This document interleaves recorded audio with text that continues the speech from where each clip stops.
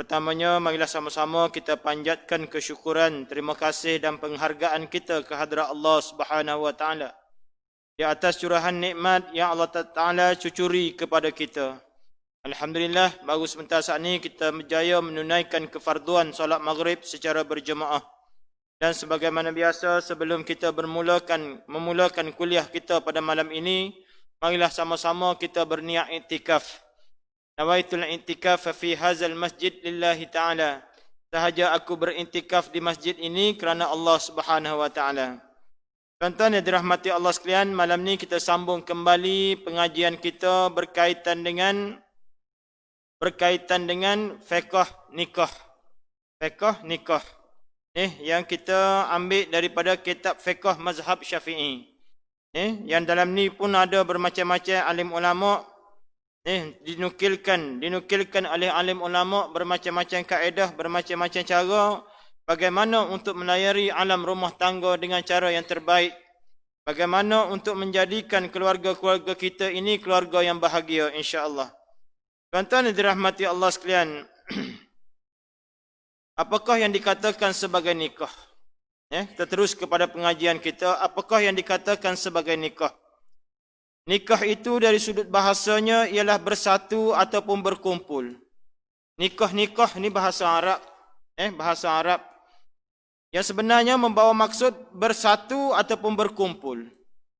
Nikah ni kita menyatukan dua golongan. Dua golongan, dua individu. Yang tak serupa dari sudut fizikal dia. Tina jantan tak serupa. Orang jantan kuat, orang tina jenis lembut sikit. Tak serupa dari sudut fizikal dasar. Tak serupa pula dari sudut pemikiran pun lain-lain pula. Tak serupa juga dari sudut, apa dia lagi? Dari sudut perangai pun tak serupa juga. Jadi perkahwinan itu sebenarnya bermaksud berkumpul ataupun bersatu. Kata setengah pepatah Arab, kata setengah orang Arab, pokok-pokok itu telah bernikah. Pokok kayu itu telah bernikah. Apakah maksudnya? Maksudnya pokok-pokok kayu itu condong ataupun berhimpun, naung molek rapat di antara satu sama lain. Dari sudut bahasa dia tuan-tuan sekalian. Manakala dari sudut syarak, nikah itu adalah merupakan satu akad. Suatu akad yang menghalalkan kita untuk kita berseronok-seronok di antara suami dan isteri dengan cara yang dibenarkan oleh syarak. Dari sudut syaraknya, nikah itu bermaksud satu akad. Mana dia kena ada akad dia dulu. Akad ni bukan akad naik tinggi dah. Akad ni akad depan tu email, depan juru nikah ataupun siapa sekalipun yang dibenarkan oleh dari sudut syarak, maka dengan adanya akad itu perkahwinan tersebut menjadi halal. Dan kita pun dengan orang tina kita hak selama ni tak boleh nak jamuh. Nak jamuh tak boleh, nak tengok tak boleh. Lepas kita akad nikah jadi halal bagi kita. Kenapa perkahwinan ni suci tuan-tuan? Amba pernah rakyat perkahwinan ni suci kerana kita akad nikah tu depan tu email tu kita telah berjanji depan anak beranak, depan ipar duai, depan tu tua kita janji akan jaga retina kita molek, kita janji disebutkan nama Allah Taala di situ, maka itulah ikatan perkahwinan akan menjadi suci, akan menjadi mulia. Nikah ni sebenarnya kalau kita kira dari sudut lafaz, tak ada gapo pun berat pegang tangan, aku terimalah nikahnya bla bla bla. Tapi yang menyebabkan perkahwinan itu suci kenapa? Kerana kita berjanji dengan nama Allah Subhanahu wa taala. Jadi nikah juga merupakan perkara agama. Sebab tu kita dan nikah ni tuan-tuan ikhtiar, kukuk mana pun biar kita boleh bawa benda agama masuk ke dalam keluarga kita. Kita menjadi satu kewajipan kepada suami, kepada isteri untuk saling lengkap melengkapi. Jangan duk mudah tuding jari. Ni cik abang aku lah jenis tak pakai gini. Contohnya, contoh. Cik abang ambo lah tak semaya, pakai ambo tak semaya. Jangan. Kita kena saling lengkap melengkapi. Suami adalah merupakan cermin kepada isteri. Isteri juga merupakan cermin kepada suami. Kalau suami tak semaya, jangan harap isteri akan semaya. Ada hak jenis suami tak semaya, bini soleh molek, solehah molek. Ada tapi payah nak jumpa. Kena saling lengkap melengkapi. Jangan terlalu mencari kesempurnaan. Sebab dia? Sebab kita tak sempurna. Tengok kurang isteri kita gapo dia, maka kitalah yang akan melengkapi dia. Tengok kurang gapo dia oleh suami kita, maka kitalah sebagai isteri yang akan melengkapkan gapo hak kurang tersebut. Oh, duk cari siang malam, duk cari hak kurang gak tak nampak. Banyaklah ni. Duk cari hak kurang semua gak. Dia ni jerawat banyak, dia ni perut bucik lah, dia ni lemak banyak lah. Jumpa semua benda-benda hak tak molek. Maka ianya dinamakan nikah kerana ia mengumpulkan dua manusia dan menyatukan di antara satu sama lain. Nikah ni sebenarnya mengumpulkan dua manusia yang berbeza dari sudut fizikal, tubuh badan tak serupa tina jantan. Yang berbeza dari sudut akalan dia, fikiran macam-macam. Tak, kita kata gitu, orang tina kita kata gini. Tak, orang tina kata gitu, kita kata gini, tak serupa sama. Orang walaupun begitu, hakikatnya bagi kalimah nikah itu ialah akad dan makna secara simboliknya adalah penyatuan di antara dua jenis manusia, iaitu perempuan dan lelaki. Al-Quran secara umumnya menggunakan perkataan nikah dengan makna akad, bukannya dengan nama pergaulan dan sebagainya. Perhatikan firman Allah Ta'ala dalam surah Al-Ahzab ayat 49. Ya ayyuhalladzina amanu idza nakahtumul mu'minati thumma talaqtumuhunna min qabli an tamassuhun fama lakum alaihinna min iddatin ta'taddunaha. Wahai orang-orang yang beriman, apabila kamu telah menikahi, yakni mengawini perempuan-perempuan yang beriman, kemudian kamu ceraikan mereka sebelum kamu menyentuh mereka, maka tidaklah perlu kamu menghitung iddah mereka. Tidaklah perlu kamu menghitung iddah mereka. Ayat Quran ni tuan-tuan, nak ayat Quran ni sebenarnya perkataan nikah tu ni ada dinyatakan oleh Allah Ta'ala dalam Al-Quran. Maksud daripada ayat Quran ni, kita nikah ni dengan perempuan yang beriman. Kemudian kalau kita tak sekufu, tak sebulu orang panggil, kita boleh pisahkan mereka. Sebelum kita menyentuh mereka, maka tidak perlu kamu menghitung iddah mereka. Nak ayatnya sini, kalau kita berpisah sebelum kita tidur sekali, orang tina tadi, isteri kita tadi, dia tak ada iddah. Dia tengah nikah gapo, sanding molek-molek, tak ada malam. Tak ada malam, sudah sanding gapo, petang hari pukul 5, balah. Orang balah, tak ada tidur sekali. Cerah situ. Ni contohnya. Banyak hukum-hukum berkaitan dengan perkahwinan, kita akan hurai dalam bab-bab yang lain. Cuma aku nak cerita sini, maksud daripada ayat Quran ni. Kalau berlaku perceraian sebelum berlakunya persetubuhan, maka tak ada iddah. Ni satu ilmu ni tuan-tuan. Tak ada iddah. Esok kan lalunya boleh nikah lain lalu. Dan kenapa nikah itu disyariatkan dalam agama? Kenapa nikah itu disyariatkan? Nikah itu disyariatkan serta diletakkan peraturan-peraturan oleh Allah Ta'ala dengan jelas dan tepat. Peraturan itu digunakan atas prinsip-prinsip kukuh yang menjamin kesejahteraan masyarakat, kebahagiaan rumah tangga, penyebaran kebaikan, penjagaan akhlak serta pengekalan keturunan manusia dan sebagainya. Daripada nikah inilah akan terbentuknya keluarga yang bahagia. Daripada keluarga bahagia inilah terbentuknya anak beranak hak juruh belaka. Daripada anak beranak juruhlah akan terbentuk sebuah komuniti, sebuah masyarakat yang juruh belaka. Masyarakat kita penuh lah ni sebab dia tuan-tuan. Masyarakat kita rosak lah ni sebab runtuhnya institusi keluarga. Bini celak mata kau tu lelaki, supah tu lelaki macam-macam. Tu lelaki pula tapa bini, marah, supah bini macam-macam. Maka anak-anak akan membesar dalam keadaan stres. Anak akan membesar dalam keadaan yang tidak aman, tidak bahagia. Serabut, maka serabut dia akan pergi cari saing-saing hak tak molek. Kalau jumpa saing hak molek tak apa. Seterusnya ia kobiok menyebabkan masyarakat ataupun komuniti rosak habis. Bermula daripada dia. Pucuk tadi bermula dengan mak dengan ayah hak berhibal. Ni tuan-tuan sekalian. Ni. Maka kita tengok pula kepada dalil-dalil yang disyariatkan perkahwinan. Dalil daripada ayat Quran, hadis dan sebagainya.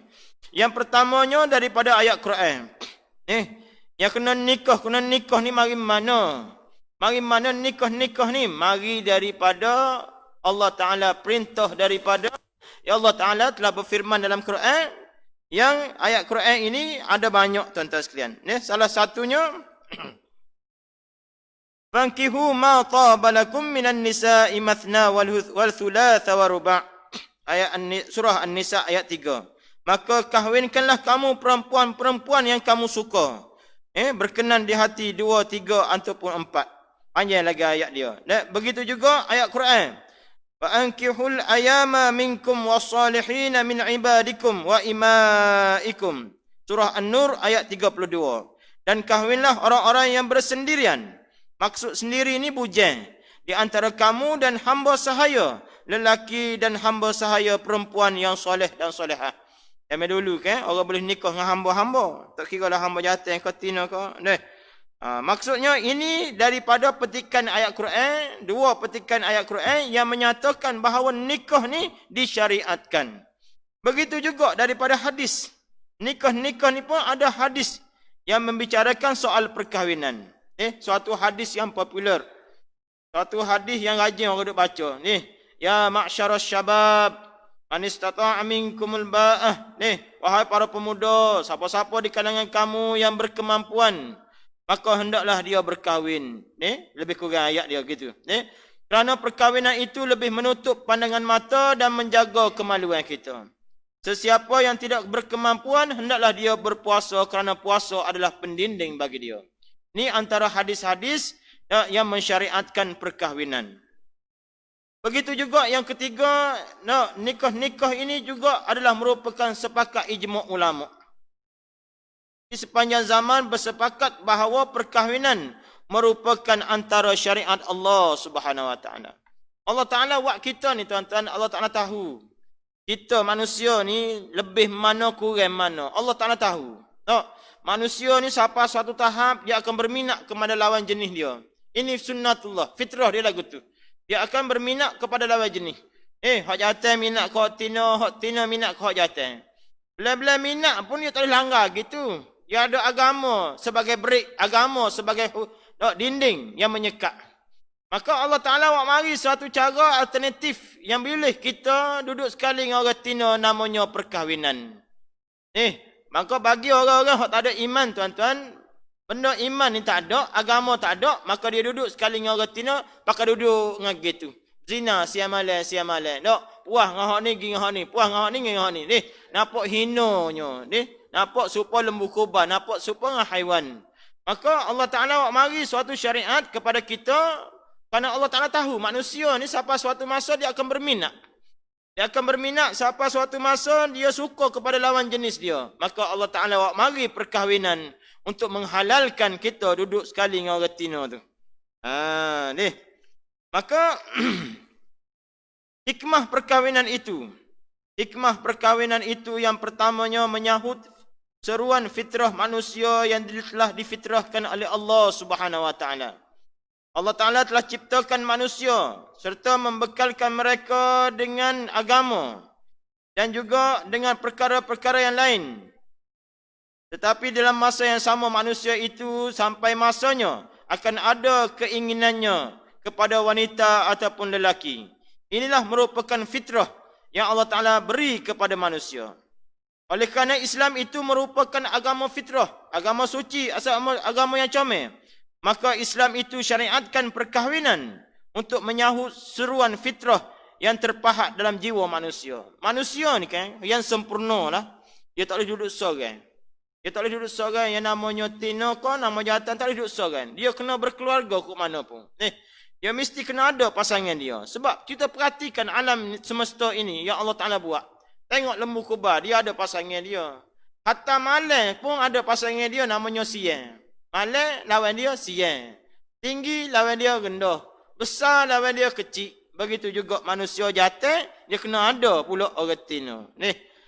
Maka nikah ni syariatnya apa dia? Menyahut seruan Allah Subhanahu Wa Taala.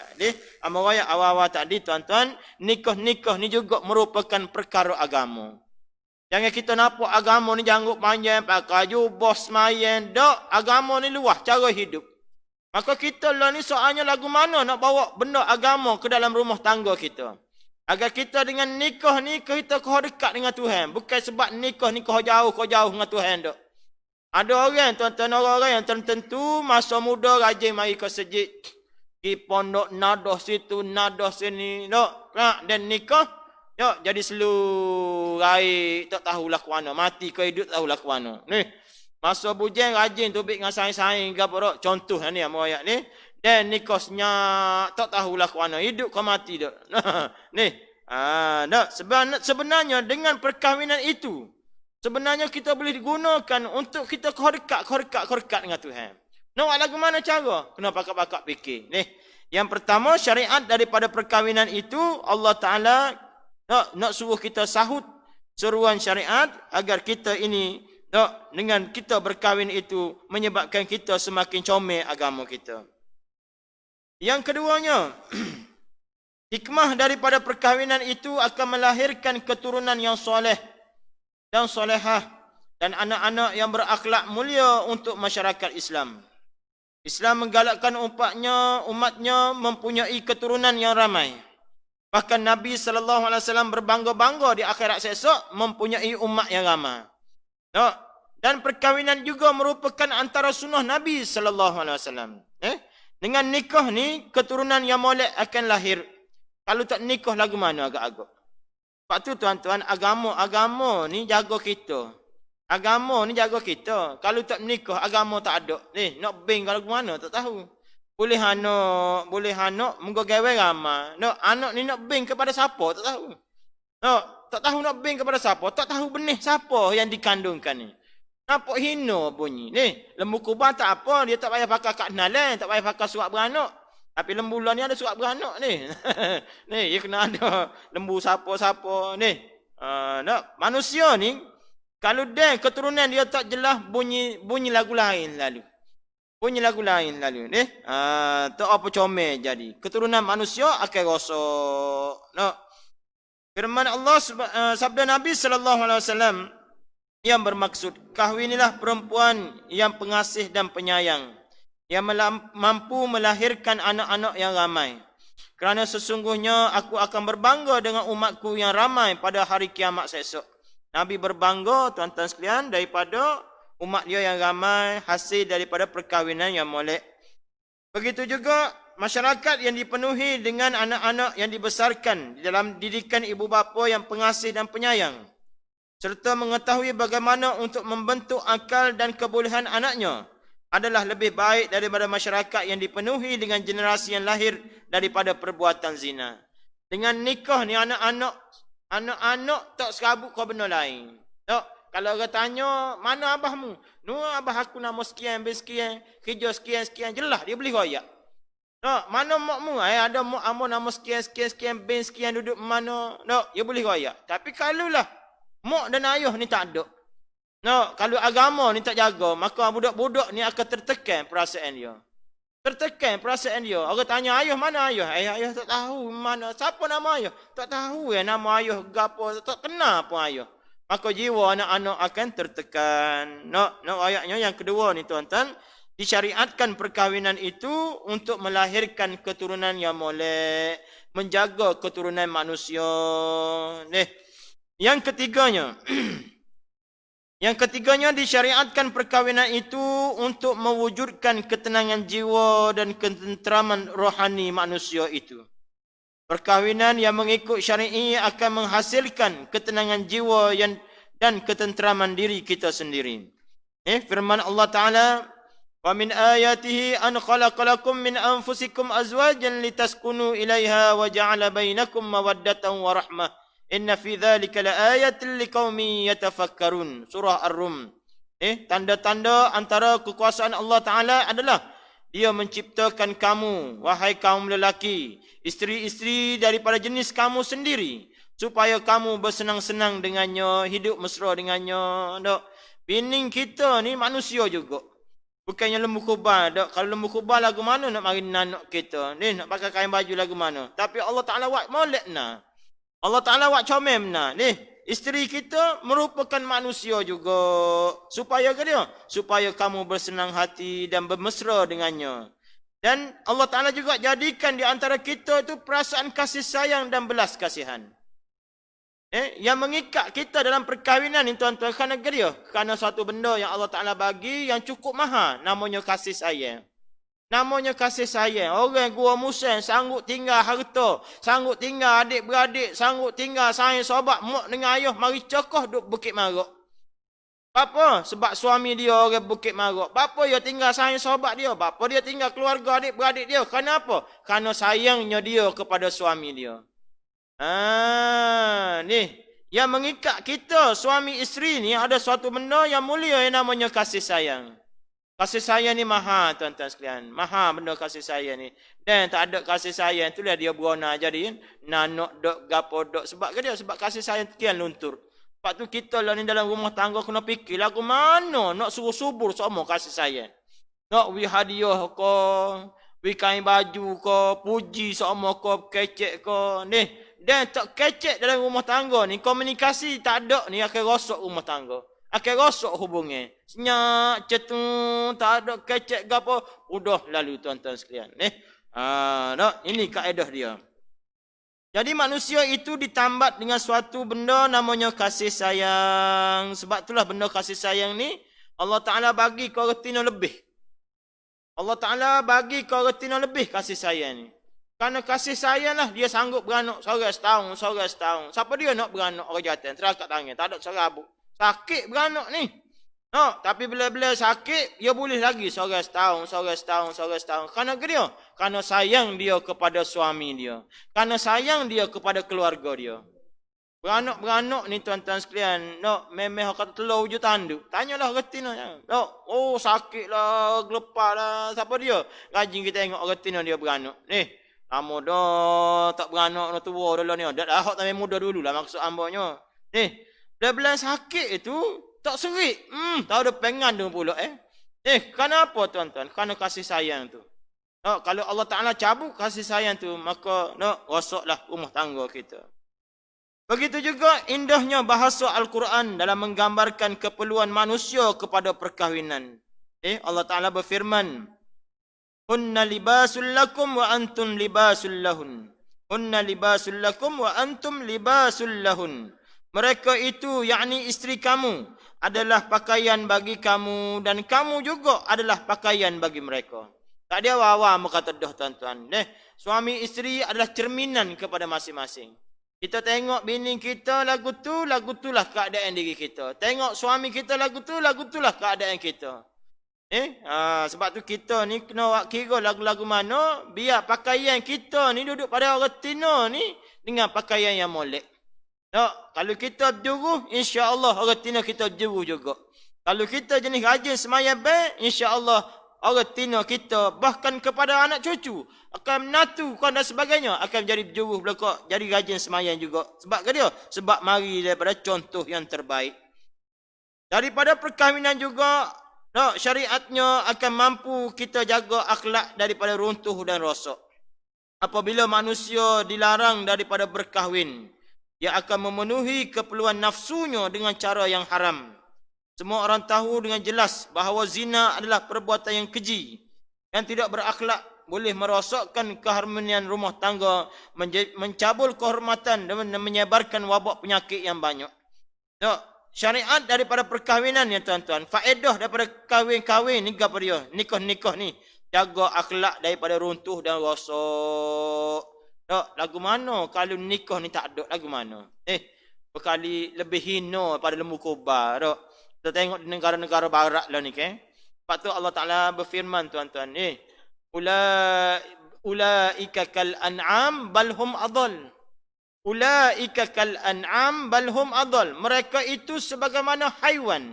Bal hum adall. Bahkan lebih sesak daripada haiwan. Siapa dia ni? Orang hak tak ke agama. Kita tengok acuan di barat ni tuan-tuan. Lah ni dia jenis nikah ni payuh dia kata. Nikah ni payuh, kena ada komitmen, kena sayang borang, tu nak galak tak boleh, nak pergi kelak malam ke apa tak boleh. Maka mereka hidup lagu hidup gitu kan. Kebanyakan orang putih lah ni kita duduk perhati tengok tua baru dia nikah. Dia gawan dulu, tapi gawan pun duduk serumah dah. Duduk serumah, beranak, boleh gapo, boleh daftar perkahwinan pelik undang-undang dia ni. Tua barulah dia menikah. Ni boleh cucu kali-kali barulah dia nak menikah. Ni benar-benar lagu ni tuan-tuan rosak habis. No, kalau kita tak ada agama, tak ada agama, anak orang jadi macam hak kita, bini orang, tok lelaki orang, penuh rana habis. Sebab tu agama mari ni untuk bagi kita. No, agama mari ni untuk bagi kita. Sebab itulah kita lah ni kena ikhtiar. Lagu mana keluarga kita ni biar agama dia kau molek. Lagu mana isteri kita, lagu mana suami kita ni, cek lagu mana. No, sebab yang hadir bersama perkahwinan ialah tanggungjawab. Nak jawab lagu mana depan Tuhan esok. Ni, sebab tu kita lah ni dengan adanya perkahwinan, akhlak manusia akan jadi molek. Nak tengok kau bini orang tak boleh sebab dia aku ni tok lelaki orang. Nak bini aku ada rumah. Ni, nak gendong dengan tok lelaki orang tak boleh sebab suami aku pun ada. Anak-anak duk perhati ke apa. Nak, maka dengan sendiri akhlak kita hak tak berjuruh akan jadi kau juruh insya-Allah. Ni.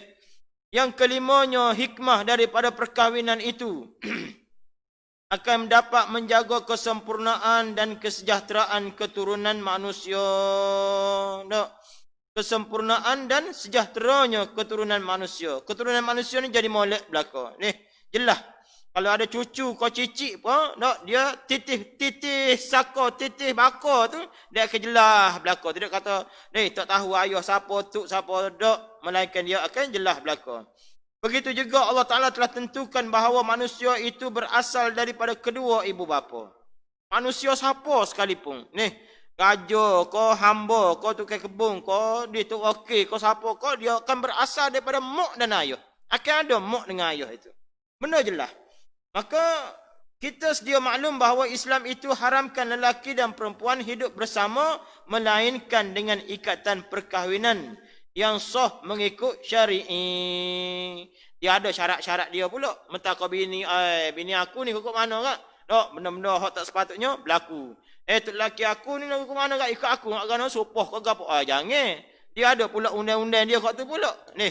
Panjang cerita tuan-tuan sekalian. Ayatnya kita kepada kita lah ni hasil daripada perkahwinan itu kesempurnaan dan kesejahteraan keturunan manusia akan jelas. Ni Allah Taala berfirman, "Innallaha bin-nasi laraufur rahim." Surah Al-Baqarah. Sesungguhnya Allah Taala mengasihani lagi merahmati manusia yang mengikut agama ni tuan-tuan sekalian. Ni. Yang keenamnya, syariat daripada perkahwinan itu meluaskan medan persaudaraan dan membina prinsip kerjasama. Perkahwinan itu meluaskan daerah persaudaraan. Orang Gua Musa mari duduk nikah dengan orang Bukit Marok. Maka kita telah menyatukan dua buah daerah. Maka kita hak duduk di Bukit Marok ni dengan sendirinya waris orang Tino kita hak duduk Gua Musa tu anak beranak kita belaka. Adik ipar kita, sepupu orang Tino, ya jadi hak kita juga. Sebab tu nikah ni bukan kita pergi rumah orang Tino, pergi kapun dia senyap dengan dia dah. Ni tak jadi lagu tu, dia kena gaul dengan masyarakat. Jiran orang Tino kita hak duduk Gua Musa juga merupakan jiran kita. Saudara dia hak duduk Gua Musa juga merupakan saudara dia. Saudara kita juga. Ini contoh. Dua buah keluarga akan bertemu dan bersatu. Benda-benda sini semua akan melahirkan satu ikatan baru dan kasih sayang. Inilah tuan-tuan sekalian, syariat daripada perkahwinan. Kenapa Allah Ta'ala nak bagi kepada kita, cerita kepada kita faedah-faedah perkahwinan. Antaranya keturunan manusia akan jadi molek, suci, bersih, molek. Mok jelah, hayuh jelah, gapo. Antaranya yang lain juga dengan perkahwinan agama kita akan jadi kau-comel. Sebab ke dia? Sebab kita nikah kerana Allah, nikah kerana agama. Sebab tu tuan-tuan Nabi raya nak pilih orang Tino ni kena pilih hak comel. Pilih hak pitih banyak, pilih hak perangai juruh. Tapi kalau kita pilih hak paling molek sekali yang namanya agama tu comel, akan selamat belaka. Sebab tu kita yang pertama kena betul niat molek. Ya Allah, aku nikah ni kerana-Mu, Ya Allah. Nak menyempurnakan agamaku, Ya Allah. Akan selamatlah keluarga kita. Sebab ke dia? Sebab agama comel. Hak Tino agama comel, hak jantan pun agama comel. Jenis semaya ben, jenis mari ke sejid. Tapi kalau kita nikah kerana rupa parah ni lama-lama jadi kedua habis. Kedua habis tak comel dah. Kalau kita nikah kerana harta hak ada ni suatu masa dia akan habis. Akan habis licin. Ni, habis harta ni. Kalau kita nikah kerana dia, kerana apa lagi? Tak. Kerana comel akan tak ada. Kerana harta akan tak ada. Kerana jawatan, pangkat, ada orang nikah kerana jawatan. Nak ke pangkat semata-mata nikah dengan anak buah gapo deh. Dan suatu masa kita ni pangkat tak ada, pecin tak ada, maka hilanglah kehormatan kita. Maka Nabi kata pilihlah agama. Kalau dalam banyak-banyak ni pilih agama, nescaya kamu akan selamat di dunia maupun di akhirat. Jadi kita tengok lah ni tuan-tuan sekalian, muhasabah kita pada malam ini, tengok kita ni agama setara mana dalam keluarga kita. Dalam keluarga kita ni, aku ni jenis semayang kodok ni. Aku ni jenis berzikir duduk rumah ni. Anak aku lagu mana? Isteri aku lagu mana? Aku ni lagu mana? Ya Allah. Kan aku yang rajin tahajud gapanya. Tu lelaki nega duduk tidur lagi. Aku yang rajin posanya. Kadang-kadang tak ajak suami posa sekali. Ni. Kena ajak. Tak cakap ajak lagi. Sebab tu ramuan dalam kebahagiaan rumah tangga ni banyak tuan-tuan. Antaranya sabar. Sebab nikah ni kalau kita terlalu mencari kesempurnaan, lama-lama kesempurnaan itu tak ada. Melainkan kita saling kena lengkap melengkapi. Dia nikah ni zaman-zaman baru nikah, dan lama-lama dia tak serupa dah. Dia tak serupa. Orang nikah setahun dengan orang nikah 10 tahun dia lain tuan-tuan. Dia lain. Ni sebab kita masa sebelum nikah, masa kita tunai, masa kita gawai, semua perangai kita tengok tu adalah merupakan make-up belaka. Sedangkan benda hak lagu lain, duduk dalamnya lagu lain. Masa kita kenal ni kan, masa tunai tu, manisnya, comelnya. Sebab ke dia? Sebab benda make-up. Tapi dia nikah setahun, 2 tahun, kita akan nampak perangai asal tu lagu mana. Perangai hak asal tu lagu mana. Kita pun akan berona selalu. Sebab ke dia? Sebab tak serupa hak zaman dulu. Tak serupa masa hak comel. Tak serupa masa hak darah gitu. Tak serupa masa dia teruna gitu. Ni. Sebab tu kena jujur dalam perkahwinan. Sebab tu kena sabar dalam perkahwinan. Sebab tu kita nak bentuk keluarga yang bahagia. Yang pertamanya, ramuan dan acuan dia kena sabar banyak. Dalam membentuk keluarga kita. Royak ke suami kita gini. Royak ke isteri kita gini. Dan suami beres, isteri beres, barulah kita tumpukan kepada anak-anak. Yang merupakan buah daripada kasih sayang kita. Manusia ni tuan-tuan, lahir daripada kemesraan. Bapa yang nak ikut era, nak balah, ikut era nafsu, nak dirkah bapa. Bapa yang kita dulu boleh kecek molek lah ni dah lama jadi kecek huduh dengan suami kita, kecek huduh dengan bini kita. Sebab apa? Sedangkan manusia itu lahir daripada kemesraan. Mak dan ayah dia mesra. Dan mesra molek, maka suatu masa mak akan mengandung. Boleh baby ke apa. Manusia lahir daripada kemesraan. Bukannya lahir daripada kepaksaan. Mesra. Hak ni reda, beres. Jadi kerja selalu. Sebab tu kita ni sabarlah banyak rumah tangga. Orang hebat ni bukan boleh jurkah bini dok. Orang hebat bukan boleh jurkah tu lelaki dok. Orang hebat dia boleh lawan nafsu dia ni. Dia boleh lawan amarah dia ni. Dok, suami buat silap dia boleh cerita dengan molek. Nak marah tapi dia cerita dengan molek, titik terni molek. Nak marah ni kau bini ni, tapi marah kita berpada-pada didik dengan molek. Sebab ke dia? Agamalah yang memandu sebagai acuan kepada kita. Dan daripada hikmah perkahwinan juga, keturunan manusia akan menjadi semakin molek insya-Allah. Inilah tuan-tuan sekalian, bab yang pertama yang membicarakan tajuk berkaitan dengan nikah. Ada banyak cerita berkaitan dengan nikah lagi, kita pergi sebab ni. Ada hukum perkahwinan lagu mana, tunai lagu mana, sanding lagu mana, banyak dalam kitab ni tuan-tuan sekalian insya-Allah. Jadi kita setus sikit lagi, iaitu berkaitan dengan hukum perkahwinan pula. Nikah ni dia ada hukum. Boleh jadi sunat, boleh jadi makruh, boleh jadi haram, boleh jadi harus. Macam-macam ni. Yang pertamanya, perkahwinan itu mempunyai hukum yang berubah-ubah berdasarkan keadaan seseorang itu sendiri. Hukum dia berubah-ubah. Jangan kita kata, wajib nikah ni kok mana wajib? Jangan. Jangan pandai-pandai buat hukum. Yang pertama, nikah itu dikatakan sunat. Sunat nikah ni. Bila? Apabila seseorang itu berhajat kepada perkahwinan Dengan erti kata lain, dia ingin berkahwin.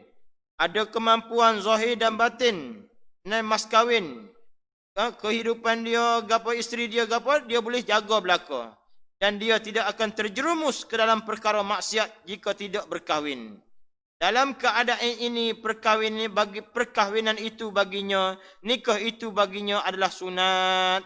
Kerana perkahwinan itu dapat melahirkan generasi, menjaga keturunan dan membantu untuk menyelesaikan maslahat-maslahat dan masalah-masalah yang lain. Yang pertama, nikah itu sunat. Jangan pukul rata. Kita kata, wajib nikah ni mana pun, Nabi tak mengaku mak, apa. Tak, sedap kita pukul. Jangan. Nikah ni juga boleh jatuh haram. Haram sebab ke dia? Haram ni antaranya kita niat dah nak nyaya kau retina. Niat dah nak nyaya. Dalam hati ni kita ni tak berakhir kawan ni. Kita nak kau lain. Tapi tak lain tu tak boleh. Boleh nikah dengan orang ni. Kita pun tak apa suka ni. Niat dah dalam hati ni, jagalah dia ni. Aku nak katok siang malam. Aku nak hamba suruh basuh puyuk ke apa. Maka dalam keadaan ni hukumnya haram kita nikah nak nyaya ni. Begitu juga nikah ini sunat. Sunat apa? Kita yakin kita boleh pitih ada. Boleh jaga retina. Rumah ada, kereta ada. Contohnya gitu. Tapi kalau tak nikah, kita boleh kawal diri kita tak berlaku zina juga. Maka hukumnya adalah sunat. Nak nikah tak apa. Tak senikah pun. Kita yakin diri kita tak akan buat maksiat. Maka boleh untuk kita tidak bernikah. Ketika kami muda, ada satu hadis daripada Abdullah bin Mas'ud. Beliau telah berkata, ketika semasa kami muda belia, kami bersama dengan Nabi sallallahu alaihi wasallam. Dan kami tidak mempunyai apa-apa harta.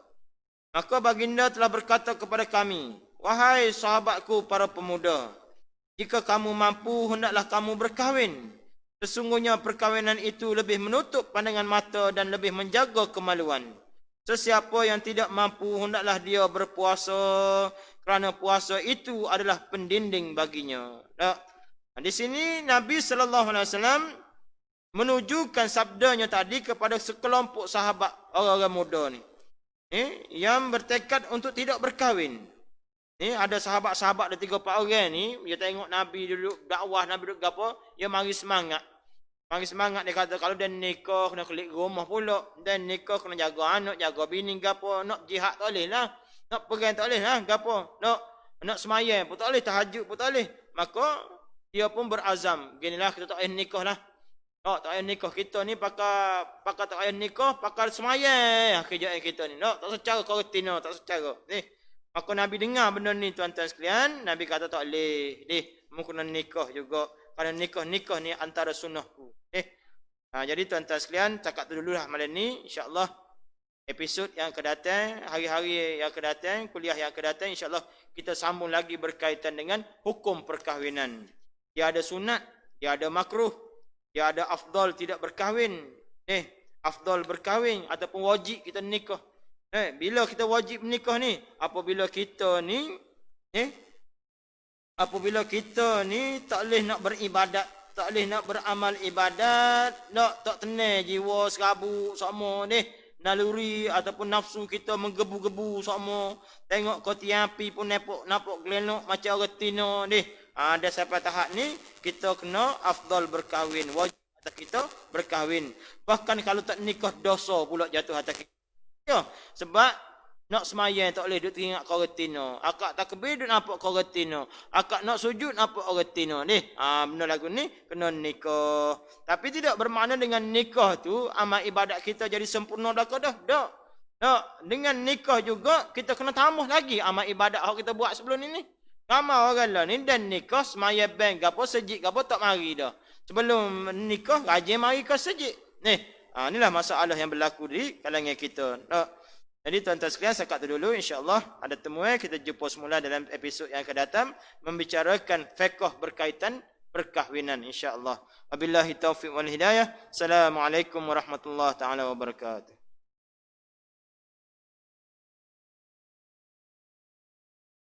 Ada temuan, kita jumpa semula dalam episod